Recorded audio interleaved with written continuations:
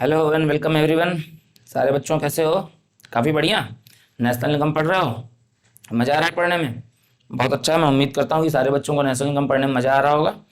ठीक है, तो नेशनल इनकम वाले ही वीडियो की जो सीरीज़ पूरी चल रही है अभी, उसी में हमारा जो नेक्स्ट वीडियो आज हम बनाने वाले हैं, जिसके बारे में हम आज पूरे दिन भर बात करेंगे, dos and don'ts in national income. यानी कि डूज का मतलब है कि कौन कौन सी चीज़ें हैं जो नेशनल इनकम में इंक्लूड होंगी और क्यों, और डोंट्स इन नेशनल इनकम का मतलब है कि कौन कौन सी चीज़ों को नेशनल इनकम कैलकुलेट करते समय या नेशनल इनकम एस्टिमेट करते समय, ठीक है, by using all the three methods, किन चीज़ों को हम नहीं लेंगे, काउंट नहीं करेंगे और क्यों नहीं करेंगे।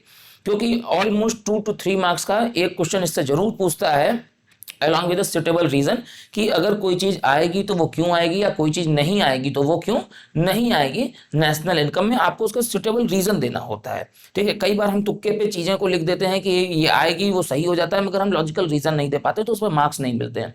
या कई बार हम सुटेबल रीजन नहीं दे पाते हैं, ठीक है, या सुटेबल रीजन दिए मगर हमें मालूम ही नहीं है कि ये आएगा कि नहीं आएगा, तो गड़बड़ हो जाती है। ठीक है, तो इसके बारे में हम पूरी तरह से इत्मीनान से, काफ़ी डिटेल में, आराम से हम बातचीत करेंगे।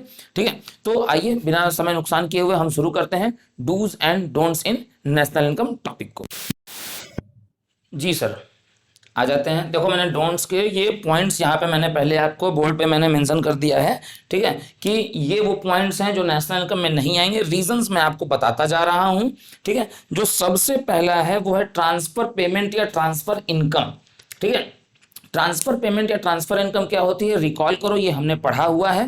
ठीक है, ये वीडियो में भी है मेरे। ठीक है, basic concepts of national income वाला जो वीडियो है इसमें बताया हुआ हूँ। फैक्टर इनकम वो होती है जिसके बदले हम कोई प्रोडक्टिव सर्विसेज रेंडर करते हैं।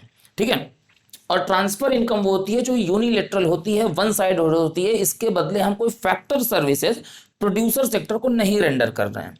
तो ट्रांसफर इनकम आपकी होती है 4, जैसे फैक्टर इनकम आपकी 4 टाइप्स की हो रही थी, in the form of rent, wages, interest और प्रॉफिट। ठीक वैसे ही ट्रांसफर इनकम भी आपकी 4 टाइप्स में होगी, और सिर्फ यही 4 होंगे, बाकी कुछ नहीं, पांचवा होगा। जितने भी तरह की ट्रांसफर इनकम होगी वो इसी 4 हेड में आएगी और किसी 5वें हेड में नहीं आएगी। और वो क्या है, वो मैं यहाँ पे आपको छोटे से में लिख दे रहा हूं, मैं बोल भी रहा हूं, वो भी आप नोट कर सकते हो। वो होती हैं in the form of gift, grants, donations and charity. ठीक है, गिफ्ट, ग्रांट, डोनेशन और चैरिटी के फॉर्म में जो भी आपका पेमेंट किया जाए या जो भी आप इनकम रिसीव करेंगे वो नेशनल इनकम में नहीं आएगी। जैसे अनएम्प्लॉयमेंट अलाउंस या ओल्ड एज पेंशन नहीं आएगी। पेंशन और रिटायरमेंट आएगी क्योंकि उसके लिए आपने सर्विसेज गवर्नमेंट को या किसी को भी पे की हैं, जो भी आपका एम्प्लॉयर रहा है। ठीक है, किसी भी तरह की अगर आप गिफ्ट से इनकम पा रहे हैं, जैसे कि मेरे किसी प्यारे स्टूडेंट ने, हालांकि ये पॉसिबल तो नहीं है मगर ठीक है, कहने में क्या जाता है। ठीक है, कोई आता है और वो मुझे कुछ एक अच्छी सी कार या ऐसा कुछ समथिंग लाइक गुड अच्छी चीज कोई गिफ्ट करके चला जाता है। ठीक है, या मुझे गवर्नमेंट से कोई एड मिल जाती है, ग्रांट मिल जाती है। ठीक है, या कोई डोनेशन दे देता है कि ये सर, ये आप 50 लाख रुपए का डोनेशन आपके लिए, ठीक है, जाइए ऐश करिए। ठीक, या कोई मेरी शक्ल देख के चैरिटी कर दे रहा हो, ठीक है, कि अरे सर आप तो लगते ही गरीब हैं। ठीक, और कोई चैरिटी कर दे रहा हो, तो इस तरह की कोई भी ट्रांसफर पेमेंट या ट्रांसफर इनकम नेशनल इनकम में नहीं आएगी। और इसलिए नहीं आएगी मेरे दोस्त, क्यों? क्योंकि उसके बदले कोई भी प्रोडक्टिव सर्विसेज नहीं रेंडर की गई हैं। The next is sale and purchase of second hand goods. जब भी वो गुड्स फर्स्ट हैंड थे तभी उसकी इनकम जो है, या उसका वैल्यू एडिशन जो है, या उसका एक्सपेंडिचर जो है, तीनों मेथड की मैं बात कर रहा हूँ, उसका वैल्यू एडिशन हो, या उस पर जनरेट हुई इनकम हो, या उस पर किया गया खर्च हो, जब वो फर्स्ट हैंड था तभी उसकी वैल्यू नेशनल इनकम में काउंट हो गई थी। फॉर एग्जाम्पल, अगर मैं एक कार खरीदता हूँ, जाके Hyundai के शोरूम से मैंने एक कार खरीद ली, ठीक है, तो मेरा एक्सपेंस एक्सपेंडिचर मेथड में, Hyundai का इनकम इनकम मेथड में, और वैल्यू एडिशन जो भी उसके दरमियान हुआ है वो नेशनल इनकम में फर्स्ट हैंड में काउंट हो चुका है। अब वो कार मेरी है, मैं ओन कर चुका हूँ, मैं 5 साल 10 साल चलाया और उसके बाद मैंने उस कार को किसी को बेच दी। अब मैंने बेची तो मैं कमाया और जिस आदमी ने खरीदी उसका खर्च हुआ। ठीक है, और कार की तो एक वैल्यू है ही है। ये सेकंड हैंड गुड्स की कोई भी न परचेज, न सेल, न उसका एक्सपेंडिचर, न उसकी इनकम, न उसका कोई वैल्यू एडिशन, कुछ भी काउंट नहीं किया जाएगा नेशनल इनकम में। क्यों? क्योंकि ये आपको लीड करता है किसकी तरफ? प्रॉब्लम ऑफ डबल काउंटिंग की तरफ। और नेशनल इनकम में हम हमेशा एक ही चीज को हम दो बार नहीं काउंट कर सकते। तो डबल काउंटिंग के प्रॉब्लम को अवॉइड करने के लिए हम सेकेंड हैंड या मल्टीपल हैंड्स जो गुड्स बेचे जाते हैं, बार बार कई बार बिक रहे हैं, उसकी वैल्यू को नेशनल इनकम में हम सर नहीं काउंट करेंगे।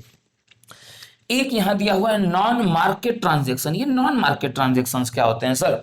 तो ये वो ट्रांजेक्शन्स हैं जो सर्विसेज हैं, ठीक है, और ऐसी सर्विसेज जो सेल्फ ओन्ड हैं, ठीक है। जैसे एक डॉक्टर अपने पेशेंट को हील कर रहा है, ट्रीट कर रहा है, तो उस डॉक्टर की जो फीस वो ले रहा है वो नेशनल इनकम में आएगी। मगर जब वो डॉक्टर शाम को अपने घर जाता है और उसको पता चलता है कि उसका बच्चा बीमार है या उसका फैमिली का कोई पर्सन बीमार है और वो अपने घर वालों का ट्रीटमेंट कर रहा है, बीइंग एज अ डॉक्टर इतना तो वो करेगा ही, ठीक है। तो इस तरह के ट्रांजेक्शन्स को नेशनल इनकम में नहीं लिया जाता है। यानी कि नॉन मार्केट ट्रांजेक्शन्स का मतलब है सर्विसेज, मैं लिख दे रहा हूं यहां पे, services for self consumption. Self consumption के लिए जो सर्विसेज हैं वो नेशनल इनकम में नहीं आएंगी, ठीक है। लाइक, ठीक है, एक हाउस वाइफ है, एक हाउस मेकर जो है, ठीक है, वो घर का देखभाल करती है, ठीक है, तो ये थोड़ा ही होगा कि उसके इतनी मंथली सैलरी है, ठीक है, ऐसा होता नहीं है, ठीक है। या शाम को आप ऑफिस से आते हैं तो आप छोटे मोटे घर में काम कर रहे हो, तो वो जो सेल्फ कंजम्पशन के लिए जो सर्विसेज आप रेंडर कर रहे हैं, like a teacher teaching to his students, जैसे मैं अपने बच्चों को जब पढ़ा रहा हूं तो उसकी जो भी अगर कुछ मॉनेटरी वैल्यू होगी तो वो काउंट होगी। मगर शाम को खाली होने के बाद अगर आप अपने बच्चे को खुद पढ़ा रहे हैं, उसका होमवर्क करा रहे हैं, साथ में बैठ रहे हैं, तो ये थोड़ी होगा कि बीइंग एज अ टीचर आपने 1 घंटे पढ़ाया तो सर उसकी ये अमाउंट फिक्स है, नहीं। सेल्फ कंजम्पशन की जो सर्विसेज होती हैं वो नॉन मार्केट ट्रांजेक्शन्स कहे जाते हैं और इन सर्विसेज की कोई वैल्यू नहीं निकाली जा सकती है। क्यों? क्योंकि इसमें माना जाता है कि ये इमोशंस इनके साथ जुड़े हुए हैं, तो आप इमोशंस की वैल्यू नहीं निकाल सकते। दैट्स वाई ये नेशनल इनकम में नहीं काउंट होते हैं। फिर आ जाइए sir intermediate consumption. Value added method पढ़े थे, इंटरमीडिएट कंजम्पशन माइनस होता है ना वैल्यू ऑफ आउटपुट में से, तो वैल्यू ऑफ रॉ मटेरियल जो है वो नेशनल इनकम में नहीं आएगा।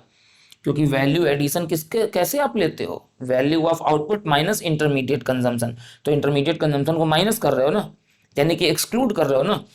तो इंटरमीडिएट कंजम्पशन का जो खर्च है, ठीक है, लाइक कि मैंने चाय के लिए, मैं टी स्टॉलर हूं, मैं चाय बेचता हूं, ठीक है, हालांकि अभी मेरे प्रधानमंत्री बनने के कोई चांसेस नहीं है, मगर फिर भी ठीक, मान लो कि मैं एक टी स्टॉलर हूं, मैं एक चाय बेचता हूं कहीं, तो मैं चाय के लिए मैं दूध खरीद के ले आता हूं, ठीक है। तो जो मेरा उस परचेज ऑफ मिल्क पे जो मेरा खर्च है वो नेशनल इनकम में नहीं काउंट होगा। क्यों?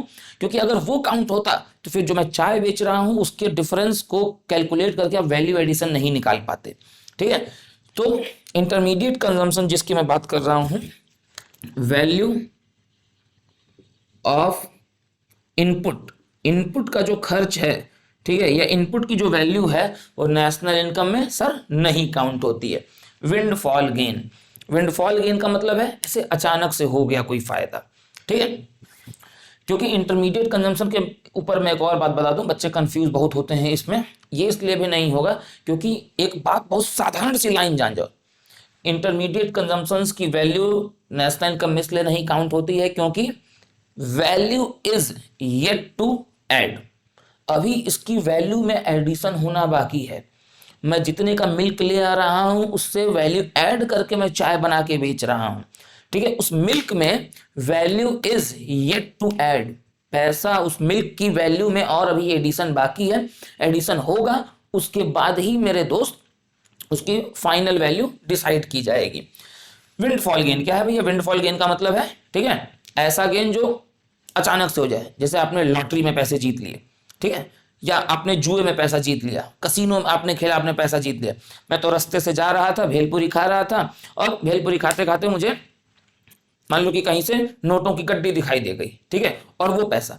तो इस तरह से जो विंडफॉल गेन है जो अचानक से हुए हैं, जिसके बदले आपने कोई एफर्ट नहीं डाला है, कोई प्रोडक्टिव सर्विसेज नहीं की हैं, कोई मेहनत नहीं की है, कोई फैक्टर सर्विसेज 4 होती हैं आपने नहीं रेंडर की है in the form of land, labour, capital, entrepreneurship, आपने इन चारों से कोई एफर्ट नहीं लगाया है, ये आपको अचानक से हुआ फायदा है, ठीक है। आपने जब कोई प्रोडक्टिव सर्विसेज इसमें लगाई ही नहीं है तो विंडफॉल गेन्स क्या होंगे? नेशनल इनकम में नहीं आएंगे। लाइक आप लॉटरी जीत जाते हो, ठीक है, या गैम्बलिंग में पैसे जीत रहे हो, हॉर्स राइडिंग में पैसे जीत रहे हो, ठीक है, तो इसके बदले आपका जो भी चीजें होंगी वो नहीं आएंगी, ठीक है।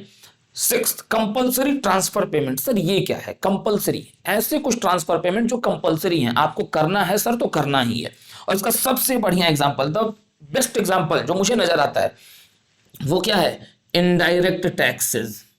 अगर आप इनडायरेक्ट टैक्सेस, दुनिया में हर आदमी पे कर रहा है, चाहे मैं आप कोई भी हो, ठीक है, तो इनडायरेक्ट टैक्सेस तो आपको कंपलसरी है ना पे करना, आप मना नहीं कर सकते हैं। अगर मैं ये मार्कर पेन लेने जाता हूँ, इस मार्कर पेन की कीमत अगर 25 रुपीज है, तो इस पे लिखा होगा MRP inclusive of all taxes, यानी कि ये वो पेमेंट है कि जैसे ही मैं ये मार्कर को कंज्यूम करूंगा वैसे ही मैं टैक्स के तौर पे, ये जो कंपलसरी पेमेंट है टैक्स के तौर पे, ये मुझे दे देना पड़ेगा। हर हालत में ये मुझे गवर्नमेंट को या उस प्रोड्यूसर को चुकाना पड़ेगा, ठीक है। तो ये नेशनल इनकम में नहीं आता है। और एक और बात आपको याद दिला दूं, अगर compulsory transfer payment like indirect taxes अगर नेशनल इनकम में आते, तो आप नेट इनडायरेक्ट टैक्सेस को माइनस न कर रहे होते। आप नेशनल इनकम मार्केट प्राइस पे नहीं निकालते हो, आप फैक्टर कॉस्ट पे निकालते हो, और मार्केट प्राइस में से आप एनआईटी माइनस करते हो तो क्या आता है मेरे दोस्त? फैक्टर कॉस्ट आती है। तो जब आप एनआईटी माइनस कर रहे हैं, ठीक है, तो इसका मतलब क्या हो गया? इसका मतलब होता है सर कि कंपलसरी ट्रांसफर पेमेंट्स नहीं आएंगे। आप इसको नोट डाउन करिए, फिर हम आगे के और भी एक आध दो पॉइंट जो है 6 लिख दिए, मुझे लग रहा है 2 से 3 और पॉइंट होंगे, वो मैं इसके बाद फिर लिख के आपको एक्सप्लेन करता हूं। 3 और पॉइंट मेरे पास बचे हुए हैं।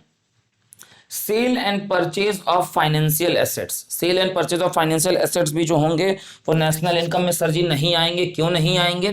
क्योंकि फाइनेंशियल एसेट्स, देखो नेशनल इनकम में या तो गुड्स आएगा या तो सर्विसेज आएंगी। अब पहले तो ये जान लो कि फाइनेंशियल एसेट्स कहते किसे हैं। तो फाइनेंशियल एसेट्स होते हैं शेयर्स, डिवेंचर्स, बॉन्ड्स, ठीक है, ईटीसी लिख देता हूं। ये जो होते हैं ये फाइनेंशियल एसेट होते हैं, ठीक। और ये नेशनल इनकम में इसलिए नहीं आएंगे क्योंकि सेल ऑफ गुड्स एक्ट जो है, इंडियन कॉन्ट्रैक्ट में नहीं है, गुड्स एक्ट में है। हाँ, सेल ऑफ गुड्स एक्ट में ये बताया गया है कि शेयर, डिबेंचर, बॉन्ड्स या इस तरह के कोई भी जो आपके फाइनेंशियल एसेट हैं ये गुड्स नहीं माने जाते हैं। अभी अभी मैंने बोला ना कि भैया नेशनल इनकम में या तो गुड्स काउंट होंगे या सर्विसेज। ये गुड्स तो है नहीं क्योंकि इनका फिजिकल एग्जिस्टेंस नहीं है। सर्विसेज ये है नहीं क्योंकि कंपनी इसके बदले कोई सर्विस आपको रेंडर नहीं कर रही है, ठीक है। तो they are merely just a paper claim. ये सेल ऑफ गुड्स एक्ट में लिखा हुआ है कि they are merely just a paper claim. ये मात्र एक पेपर क्लेम है, यानी कि न इनका कोई फिजिकल एग्जिस्टेंस है, तो ये गुड्स हो ही नहीं सकते। सर्विसेज ये इसलिए नहीं है क्योंकि कंपनी इसके बदले आपको कोई सर्विस पे कर नहीं रही है, ना शेयर के बदले, ना डिबेंचर के बदले, ना बॉन्ड के बदले, ठीक है। तो जब ना ये गुड्स है, जब ना ये सर्विसेज है, तो वैल्यू एडिशन हुआ कहाँ? वैल्यू एडिशन हुआ नहीं, कोई फिजिकल आउटपुट है नहीं, ठीक है, तो ये काउंट नहीं होगा। यानी कि चाहे आप फाइनेंशियल एसेट्स खरीदिए या बेचिए, उसकी जो वैल्यू है वो ना एक्सपेंडिचर मेथड से, न इनकम मेथड से, न वैल्यू एडेड मेथड से, किसी भी मेथड से उसकी वैल्यू नेशनल इनकम में सर नहीं काउंट हो सकती at any cost. Next is क्यों, वो भी मैं बता दे रहा हूं, यहां पे मैं लिख दे रहा हूं, they are just merely a paper claim. ये सिर्फ एक पेपर क्लेम है और कुछ नहीं है, ठीक है। कैपिटल गेन्स या कैपिटल लॉसेस, दोनों ही। कैपिटल गेन या कैपिटल लॉसेस क्या होता है? लॉसेस ऑन परचेज और सेल ऑफ फिक्स्ड एसेट या पेमेंट ऑफ अ लाइबिलिटी, ठीक है। आप कोई नॉन करंट लाइबिलिटी का पेमेंट कर रहे हो और इस दशा में आपको कैपिटल गेन या कैपिटल लॉस हो जाए। जैसे मशीनरी तुम्हारे बिजनेस की है और आपने उस मशीनरी को बेचा, आप एक्सपेक्ट कर रहे थे डिप्रिसिएशन हटाने के बाद कि मशीनरी की कॉस्ट 5 लाख रुपीज है आज के डेट में, ठीक है। तो अगर 5 लाख की मशीनरी 5 लाख में बिक जाती है तो no profit no loss. 5 lakh की मशीनरी 6 लाख में अगर बिकती है तो आपको प्रॉफिट हुआ, that is your capital gain, नहीं आएगा। या 5 लाख की मशीनरी 450 में बिकती है, that is your capital loss, ये भी नहीं आएगा, ठीक है। कैपिटल लॉसेज या कैपिटल गेन्स इसलिए नहीं आते हैं, क्यों? क्योंकि ये रिकरिंग इन नेचर नहीं है, ये रूटीन इन नेचर नहीं है, ये ऑपरेशनल इन नेचर नहीं है। ठीक है, आपकी बिल्डिंग अर्थक्वेक आने से बिल्डिंग गिर गई, ठीक है, तो ये तो नेचुरल कैलेमिटी है, प्राकृतिक आपदा है। ठीक है, तो ये आपका कैपिटल लॉस हो गया, आपकी बिल्डिंग गिर गई। ठीक है, या आपकी फैक्ट्री में आग लग गई, ठीक है, फैक्ट्री जल गई, या फैक्ट्री ही गिर गई अर्थक्वेक आने से या सुनामी आने से। ठीक है, तो ये वो चीजें हैं जो आपका कैपिटल लॉस या कैपिटल गेन मानी जाएंगी। ठीक है, और इस तरह की चीजों को आपको क्या करना है सर, नेशनल इनकम में नहीं ले आना है। अच्छा, मैं कैपिटल गेन का एक और एग्जांपल दे देता हूं। मान लो कि ये मेरा प्लॉट ऑफ लैंड है, एक बड़ा प्लॉट ऑफ लैंड है, और यहां से गवर्नमेंट एक एक्सप्रेस वे ले जाना चाहती है। ठीक है, तो गवर्नमेंट मेरा इतना एरिया क्या करेगी, एक्विजिशन करेगी। अब जब तक यहाँ पे कोई रोड पास नहीं थी तब तक ये प्लॉट की पूरी कीमत बहुत कम थी, ये एग्रीकल्चरल लैंड थी। जैसे ही गवर्नमेंट का यहाँ पे आया कि गवर्नमेंट यहाँ से एक एक्सप्रेस वे ले जाएगी, इस एग्रीकल्चरल लैंड की कीमत बढ़ गई, और गवर्नमेंट मुझे इस एरिया का, ये जो शेडेड रीजन है, इसका गवर्नमेंट मुझे कॉम्पनसेशन देगी और एक बड़ा अमाउंट देगी। तो ये मेरे लिए क्या है, कैपिटल गेन है। ठीक है, मान लो इतना एरिया मैं एक्सपेक्ट कर रहा था कि इतने एरिया का मेरा वैल्यू 10 लाख होनी चाहिए। ठीक है, और गवर्नमेंट की तरफ से मुझे ये 60 लाख मिल जाते हैं मान लो, तो ये जो प्लस 50 लाख जो मैं एक्स्ट्रा पाया, ये क्या है, मेरा कैपिटल गेन है। ठीक है, ये 50 लाख रुपीज नेशनल इनकम में काउंट सर नहीं होगा।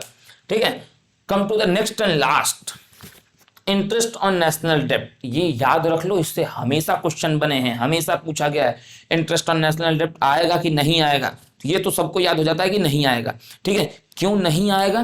ठीक है, क्योंकि इंटरेस्ट अगर आप कंजम्पशन पर्पस से ले रहे हो, कंजम्पशन पर्पस से अगर आपने लोन लिया है और उस लोन पे इंटरेस्ट चुका रहे हो, तो उसकी कोई काउंटिंग नहीं होती है।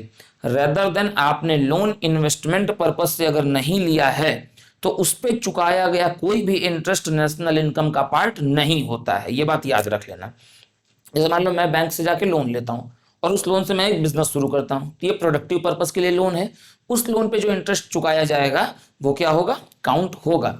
मगर मैं किसी अपने कंजम्पशन नीड्स को पूरा करने के लिए, अपनी कोई फाइनेंशियल डेफिसिट को पूरा करने के लिए मैंने लोन लिया है, ठीक है, तो उस लोन पे जो इंटरेस्ट है वो नहीं काउंट होगा। और मोस्टली ये कॉमर्शियल बैंक्स करते हैं सेंट्रल बैंक के थ्रू। ठीक है, कॉमर्शियल बैंक्स लोन लेते हैं अपनी फाइनेंशियल डेफिसिट को चुकाने के लिए सेंट्रल बैंक से। ठीक है, गवर्नमेंट जो है, सेंट्रल गवर्नमेंट या स्टेट गवर्नमेंट जो है, वो आरबीआई से या आरबीआई से या कॉमर्शियल बैंक से लोन लेती हैं अपने कंजम्पशन एक्सपेंडिचर की जो डेफिसिट है उसको चुकाने के लिए। इसीलिए इसको नेशनल डेब्ट बोला जाता है। ठीक है, नेशनल डेब्ट। ठीक है, ये देश का कर्ज है। भारत सरकार डिफिशियंसी में चल रही है, मान लो 1100 करोड़ के, वो आरबीआई से लेती है इस डिफिशियंसी को, इस कंजम्पशन एक्सपेंडिचर के डिफिशियंसी को कवर अप करने के लिए। तो उस 1100 करोड़ रुपए पे जो interest government of India RBI को पे करेगी वो नेशनल इनकम में काउंट नहीं होगा। ठीक है, तो ये पूरी बातें क्लियर हो गई डोंट्स की। अब हम इसके बाद, आप इसको नोट कर लो, उसके बाद हम बातचीत करेंगे डूज की। ये कौन कौन सी वो चीजें हैं जो नेशनल इनकम में काउंट की जाएंगी और क्यों काउंट की जाएंगी। हाँ भैया, आ जाते हैं डूज पे, हम बातचीत करें डूज यानी कि कौन कौन सी चीजें नेशनल इनकम में इंक्लूड होंगी और क्यों। तो ये यहां तक रखो, और इसके बाद हमने बातचीत की थी purchase and sale of second hand goods, ये नहीं आएंगे। इसके पहले आओ, और उसके पहले आ जाता है, परचेज के पहले आ जाता है ब्रोकरेज कमीशन ऑन, ऑफ लिख दिया हूं, ब्रोकरेज कमीशन ऑन होगा ना, ये ऑफ लिख दिया, ब्रोकरेज कमीशन ऑन परचेज या sale of second hand goods. जो आप कमीशन इस पे अर्न कर रहे हो, सेकंड हैंड गुड्स खरीदने या बिकवाने में जो कमीशन अर्न कर रहे हो, वो आपकी क्या है, सर्विस है। ठीक है, ब्रोकर का काम करना सर्विस है। आप एक फैक्टर सर्विस रेंडर कर रहे हो जिसको आपसे सर्विस लेनी है। तो जो कमीशन होगा, ब्रोकरेज कमीशन जो होगा वो काउंट होगा, मगर परचेज या सेल जो है सेकंड हैंड गुड्स की वो काउंट नहीं होगी। ये बात याद रखनी है। ठीक है, purchase and sale on of second hand goods नहीं काउंट होगा, मगर इस पे जो आप ब्रोकरेज पा रहे हो, ठीक है, जो कमीशन पा रहे हो, ब्रोकर्स कमीशन, वो काउंट होता है sir. Production of goods for self consumption, अभी हमने पहले डोंट्स में पढ़ा था कि production of services for self consumption नहीं काउंट होती है, मगर गुड्स का प्रोडक्शन भले से वो सेल्फ कंजम्पशन के लिए ही क्यों ना हो वो काउंट किया जाएगा। ठीक है, क्यों? क्योंकि goods have their physical existence and goods have their own, ठीक है, प्री डिसाइडेड वैल्यू। ठीक है, प्री डिसाइडेड एक वैल्यू होगी। ठीक है, अगर आप एक किसान है, फार्मर हैं आप, और आप के जो भी फसल आती है और वो फसल आप मार्केट में बेचते नहीं हो, वो पूरे फसल का आप कंजम्पशन करते हो, आपका परिवार इतना बड़ा है कि वहां पे उसी से काम चल जाता है, आपको उसको बेचना नहीं है, तो इसका ये मतलब थोड़ी है कि आपने उसको बेचा नहीं तो उस जो भी फसल आई है, गेहूं या धान जो भी आया है, उसकी कोई वैल्यू नहीं काउंट होगी नेशनल इनकम में। नहीं सर, बिल्कुल काउंट होगी। ठीक है, और इस पे मैं एक एग्जांपल छोटा सा आपको दे देना चाहता हूं। मान लो कि मैंने 2000 का इनपुट लगा के, ₹2000 का इनपुट लगा के, और मैंने ₹20,000 की, ठीक है, फसल पाई, वीट पाया मैंने। ठीक है, इस 20,000 के वीट में यानी कि मुझे यहाँ पे वैल्यू काउंट कितनी करनी है? पहली बात 18,000 इनपुट का पैसा माइनस कर देना है। ठीक है, मगर इस 20 में मैं कह रहा हूं कि इस 20 में 14,000 वर्थ का मैंने सेल्फ कंजम्पशन रख लिया और 6,000 का मार्केट में मैंने सोल्ड किया है, सोल्ड टू मार्केट, मैंने मार्केट में इसे बेचा है। ठीक है, तो क्या सिर्फ जो मार्केट में बिका है वही काउंट होगा? ये वाला 14 वाला नहीं काउंट होगा? सर होगा, ये दोनों ही काउंट होंगे। 14 + 6, ठीक है, 20 - 2 आपका 18, नेशनल इनकम में 18,000 वैल्यू काउंट होगी। नहीं तो अगर आप सिर्फ 6 को लेते तो 6 - 2 आपका सिर्फ कंट्रीब्यूशन नेशनल इनकम में 4,000 का माना जाता, फिर क्योंकि सेल्फ कंजम्पशन को आप हटा देते तो। मगर नहीं, ये गुड्स हैं, इनका फिजिकल एग्जिस्टेंस है, फिजिकल एग्जिस्टेंस होने से इनकी कुछ ना कुछ प्री डिसाइडेड वैल्यू है, इसलिए ये काउंट किए जाएंगे। The third one, addition to capital stock या इन्वेस्टमेंट। इन्वेस्टमेंट को मैं ढंग से लिखूं तो इसे इन्वेस्टमेंट एक्सपेंडिचर कहा जाता है, क्योंकि एक्सपेंडिचर दो तरह के होते हैं, ईदर ऑन कंजम्पशन और ऑन इन्वेस्टमेंट। ठीक है, एक मिनट। तो एक्सपेंडिचर्स दो तरह के होते हैं, ईदर ऑन कंजम्पशन पर्पस और फॉर इन्वेस्टमेंट। कंजम्पशन पर्पस के लिए अगर आप इन्वेस्टमेंट कर रहे हो और उस पर अगर आप इंटरेस्ट पे कर रहे हो तो वो नहीं काउंट होगा, जस्ट अभी हमने बात की। मगर अगर आप इन्वेस्टमेंट कर रहे हो, मतलब अगर आप एक्सपेंडिचर कर रहे हो इन्वेस्टमेंट पर्पस से, तो इसका मतलब कि आप इकोनॉमी के कैपिटल स्टॉक में, जो भी इकोनॉमी में एग्जिस्टिंग कैपिटल स्टॉक है, उसमें आप एडिशन का काम कर रहे हो और पैसा जोड़ रहे हो। फॉर एग्जाम्पल, यहाँ पे जहाँ पे मैं हूँ, यहाँ पे जो एजुकेशन सेक्टर है हमारा, वो 100 करोड़ का है। ठीक है, और एक नया सेटअप खुलता है, एक नया स्कूल खुल रहा है, ठीक है, जिसमें उसके ओनर ने, ठीक है, मान लो 15 करोड़ रुपीस लगा के, ठीक है, एक नया स्कूल, नया इंफ्रास्ट्रक्चर और सारी सुविधाएं बच्चों के पढ़ने के लिए डाली हैं। तो ऐसा थोड़ी है कि ये पहली बार इन्वेस्टमेंट हो रहा है, आज के पहले स्कूल ही नहीं थे, आज के पहले एजुकेशन सिस्टम ही नहीं था। यानी कि 100 करोड़ का तो एग्जिस्टिंग सेटअप चल रहा है, आपने उसके पूरे कैपिटल स्टॉक में कितना पैसा और ऐड किया? 15 करोड़। अब नेट कितना हो गया? 115 करोड़। ये आपका ग्रॉस फिगर आ गया। ठीक है, तो आप क्या कर रहे हो? आप कैपिटल स्टॉक में इस पैसे को क्या कर रहे हो? ऐड ही तो कर रहे हो। जो एग्जिस्टिंग कैपिटल स्टॉक है 100 करोड़ का, आपने इसमें क्या किया है सर? सिर्फ एडिशन का काम किया है। तो जो भी इन्वेस्टमेंट होगा वो नेशनल इनकम में निकाले जाते समय क्या होगा सर? काउंट होगा। ठीक है, ये 3 पॉइंट हो गए। इसके बाद मैं और कुछ पॉइंट लिखता हूं, आप इसको पहले नोट कर लें।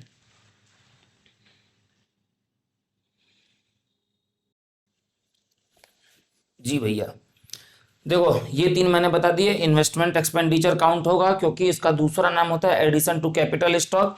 इसीलिए देखो मैंने यहाँ लिख भी दिया कि ये इसलिए भी होगा क्योंकि ये, इसका जो रीजन एग्जैक्ट आप आंसर में लिखोगे कि आप बताओगे कि एडिशन टू कैपिटल स्टॉक और investment expenditure is a part of gross domestic capital formation. ये कैपिटल फॉर्मेशन का एक पार्ट है, जो कि मैं अभी बताया अभी। ठीक, फिर 3 पॉइंट मैंने और बढ़ा लिए, और मैं इन 3 पॉइंट्स पर बात कर लूं। Payment for factor services. अगर आप किसी की फैक्टर सर्विसेज ले रहे हो और आप उसके बदले पेमेंट तो करना ही पड़ेगा। ठीक है, तो फैक्टर सर्विसेज के लिए आप कोई भी पेमेंट कर रहे हो तो ये काउंट होगा, क्योंकि ये फैक्टर सर्विसेज के बदले जो आप पेमेंट कर रहे हैं, ये आपका प्राइवेट फाइनल कंजम्पशन एक्सपेंडिचर का क्या होता है सर? पार्ट माना जाता है। ठीक है, इज दैट क्लियर? ये आपका प्राइवेट फाइनल कंजम्पशन एक्सपेंडिचर का पार्ट माना जाता है। जैसे मैं यहाँ से बस से सफर कर रहा हूँ, ठीक है, और यहाँ से मान लो मैं काशी गया, ठीक है, वाराणसी, ठीक है, तो मैं यहाँ से अगर जा रहा हूँ बस से सफर करके, तो मैं बस की सर्विसेज यूज कर रहा हूँ या वो बस कंपनी की सर्विसेज यूज कर रहा हूँ, तो मैंने बस का फेयर मैंने चुकाया, ठीक है, तो वो काउंट होगा। या मैं यहाँ से ट्रेन से दिल्ली जा रहा हूँ तो मैंने फेयर चुकाया, तो ये फैक्टर सर्विसेज मैं ले रहा हूँ इंडियन रेलवेज की, तो मैंने उसके बदले जो भी मैं चुकाऊंगा, ठीक है, वो नेशनल इनकम में काउंट होगा। क्यों? क्योंकि वो अपनी फैक्टर सर्विसेज देते हैं, उसके बदले हम फैक्टर इनकम चुकाते हैं या हम अपने एंड से पे करते हैं, ठीक। Profit earn by an Indian company located abroad, ठीक है, इंडियन कंपनी है जो कहीं विदेश में लोकेटेड है, ठीक है, लाइक सिंगापुर में एक कंपनी है जो इंडिया की है, इंडियन कंपनी है जो सिंगापुर में लोकेटेड है, और वो प्रॉफिट अर्न करती है। ध्यान से सुनना मेरे दोस्त, प्रॉफिट अर्न करती है। फैक्टर इनकम्स 4 होती हैं, रेंट, वेजेस, इंटरेस्ट और प्रॉफिट। प्रॉफिट किसके बदले में मिलता है? इंटरप्राइज के बदले, इंटरप्रेन्योरशिप के बदले मिलता है प्रॉफिट, ठीक है। तो ये जो प्रॉफिट आ रहा है ये किसको मिल रहा है? प्रॉफिट अर्न कौन कर रहा है? Indian company. कंपनी एक क्या होती है? सेपरेट लीगल एंटिटी होती है, ठीक है, यानी कि कंपनी की क्या है? आइडेंटिटी है, यानी कि ये एक इंसान है, ठीक है, आर्टिफिशियल पर्सनल है ये। तो जब ये आर्टिफिशियल पर्सन है और ये इनकम अर्न कर रहा है, तो जाहिर सी बात है कि वो एनएफआईए के कॉन्सेप्ट के through the concept of net factor income from abroad के थ्रू वो इस देश की नेशनल इनकम में काउंट होगा, मगर डोमेस्टिक इनकम में नहीं काउंट होगा। ये बात याद रखना, नेशनल में तो होगा, डोमेस्टिक में नहीं होगा sir. 6, compensation of employees other than cash, ठीक है, मेरा बॉस जो है वो मुझको सैलरी देता है और सैलरी के अलावा मुझको और भी कुछ एक्स्ट्रा बेनिफिट्स मिल जाते हैं, ठीक है। जैसे मान लो कि बाकी वर्कर्स को अगर दिन भर में 1 बार चाय मिलती है तो मैं 2-3 बार पी सकता हूँ, ठीक है। या मेरे बॉस मुझ पर खुश हो गए और उन्होंने मुझे गाड़ी की सुविधा दे दी कि ठीक है तुम खुद से क्यों आते हो, गाड़ी जाएगी तुमको ले आने, ठीक है। तो यानी कि other than cash, for example bonus अगर मिल रहा हो तो, ग्रेचुटी, ये नाम आएंगे सब, प्रोविडेंट फंड, ठीक है, ये सब अगर नाम आपको एग्जाम में मिलते हैं, ठीक है, तो ये क्या है? नेशनल इनकम में आएगा। क्यों? क्योंकि ये एम्प्लॉय को कॉम्पनसेशन दिया जा रहा है उसके एम्प्लॉयर के थ्रू, उसके फैक्टर सर्विसेज रेंडर करने के वजह से, उसके बदले में, ठीक है। और ये सब अदर देन कैश है क्योंकि उसकी सैलरी तो आ ही रही है। ये सारी चीजें उसकी सैलरी के अलावा उसको एक्स्ट्रा मिल रही हैं, ठीक है। इसको परक्विजिट्स कहते हैं, मैं बता चुका हूं। पर्क्स कहते हैं, ये आपका एक्स्ट्रा बेनिफिट है जो आपका एम्प्लॉयर आपको दे रहा है, ठीक है, अदर देन कैश फॉर्म में। लाइक आपको ईसॉप कर दिया, वो एम्प्लॉयज स्टॉक ऑप्शन प्लान, ठीक है, आपको कहता है कि तुम यार बड़े लॉयल, बड़े अच्छे, बहुत डेडिकेटेड एम्प्लॉय हो, इतने समय से काम कर रहे हो, तुम्हारी वजह से कंपनी बहुत आगे गई, ठीक है, ये लो 5% शेयर तुम्हारे नाम, ठीक है। तो ये सब जो है ये नेशनल इनकम में काउंट किए जाएंगे, ठीक है। तो आप इन चीजों को नोट कर लो। एक चाहे ईसॉप आ गया है तो यहाँ लिख ही देता हूँ, ESOP, ईसॉप या ईसॉस कहते हैं, ESOP कहते हैं, कहीं जगहों पे ESOS मिलेगा, ठीक है। एम्प्लॉयज स्टॉक ऑप्शन प्लान या एम्प्लॉयज स्टॉक ऑप्शन स्कीम, दोनों का एक ही मतलब है। आप इसको नोट करें, फिर हम, मुझे लगता है कि 2 से 3 पॉइंट और होंगे बताने के, तो फिर मैं बता के जल्दी खत्म करता हूं। सर डूज में लास्ट 3 पॉइंट और हैं, ठीक है, जो इंक्लूड होना है नेशनल इनकम में। 7th पॉइंट है गवर्नमेंट का ध्यान देना, क्योंकि प्राइवेट आदमी का तो जो कंजम्पशन एक्सपेंडिचर है वो काउंट हो ही रहा है। गवर्नमेंट का जो फाइनल कंजम्पशन एक्सपेंडिचर है, यानी कि consumption expenditure proposed by government, ठीक है, ये आपका नेशनल इनकम में इंक्लूड होगा। और गवर्नमेंट फाइनल एक्सपेंडिचर का मतलब है कि गवर्नमेंट के खर्चे जो फैक्टर सर्विसेज जब वो हाउस होल्ड सेक्टर से लेती है, उसके बदले जो वो फैक्टर पेमेंट कर रही है for defence personnels to maintaining law and order, ठीक है, ये सारे जो खर्चे हैं गवर्नमेंट के फाइनल कंजम्पशन एक्सपेंडिचर हैं, ठीक है, ये काउंट किए जाएंगे नेशनल इनकम में। और ये वर्ड तुमने पढ़ा हुआ है और कहाँ? एक्सपेंडिचर मेथड में पढ़ा है, गवर्नमेंट फाइनल कंजम्पशन एक्सपेंडिचर को, ठीक है। या इसमें और भी जैसा आता है, जैसे गवर्नमेंट आपको फ्री एजुकेशन दे रही है, ठीक है, तो गवर्नमेंट आपको जो भी फ्री एजुकेशन के ऊपर गवर्नमेंट खर्च कर रही है, जो बेसिक नेसेसिटीज़ हैं जैसे, या आपको फ्री मेडिकल केयर बहुत सी जगहों पे जितना मिल रहा है या सब्सिडाइज्ड रेट पे मिल रहा है, तो ये गवर्नमेंट का फाइनल कंजम्पशन एक्सपेंडिचर है, तो ये काउंट होगा। ठीक है, सेकंड लास्ट बाकी है, 8th पॉइंट हमारा, expenditure incurred by foreign tourists. ठीक है, जो फॉरेन टूरिस्टर्स इंडिया में आ रहे हैं, तो वो यहाँ पे एक्सपेंडिचर किन चीज पे करेगा? वो यहाँ से आ रहा है तो इंडिया में आ रहा है, तो इंडिया में उसने कुछ गुड्स एंड सर्विसेज खरीदी होंगी, तो वो जाहिर सी बात है कि वो गुड्स एंड सर्विसेज अब वो इंडिया में खरीद रहा है, तो वो इंडिया की डोमेस्टिक इनकम में आएगा। तो वो इंडिया की डोमेस्टिक इनकम में तो आएगा ही, क्योंकि वो इंडिया की डोमेस्टिक टेरिटरी में खरीद रहा है, और साथ ही साथ सर जी वो इंडिया के नेशनल इनकम में भी आएगा। क्यों? क्योंकि ये किस चीज का पार्ट है? This is the part of private final consumption expenditure along with concept of NFIA net factor income from abroad. ठीक है, वो कंजम्पशन कहां हो रहा है? इंडिया में ही। 9th one, interest on loan. अभी हमने उसमें डोंट्स में पढ़ा था कि इंटरेस्ट ऑन नेशनल डेब्ट नहीं आएगा। क्यों? क्योंकि वो कंजम्पशन पर्पस के लिए है। ठीक है, मगर इंटरेस्ट तब आएगा जब वो इन्वेस्टमेंट पर्पस के लिए हो।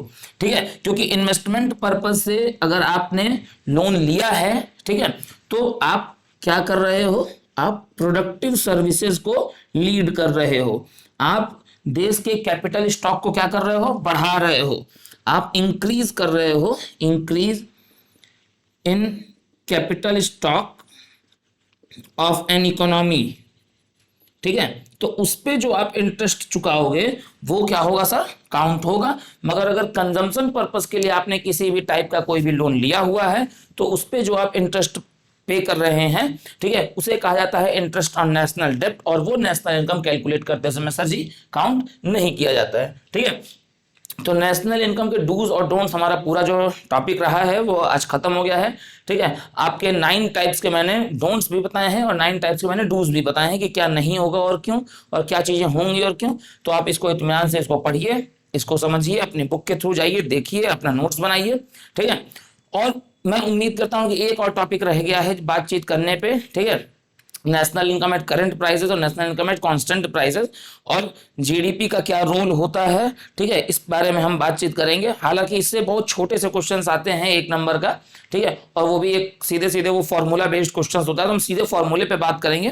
ठीक है, और अपनी सारी बातचीत जो होगी वो नेशनल इनकम जो प्रॉपर पूरा टॉपिक होगा, जो आपका एग्जाम में 10 मार्क्स का होना बिल्कुल लाजमी सी बात है। ठीक है, वो हम कंक्लूड करके उस छोटे से वीडियो में, बहुत लंबी वो वीडियो नहीं होगा, तो उस छोटे से वीडियो में हम उस चीज को खत्म करेंगे। ठीक है, तो आज की हमारी आपकी बातचीत यहीं पे खत्म होती है। आप सभी का समय शुभ हो। जय हिंद।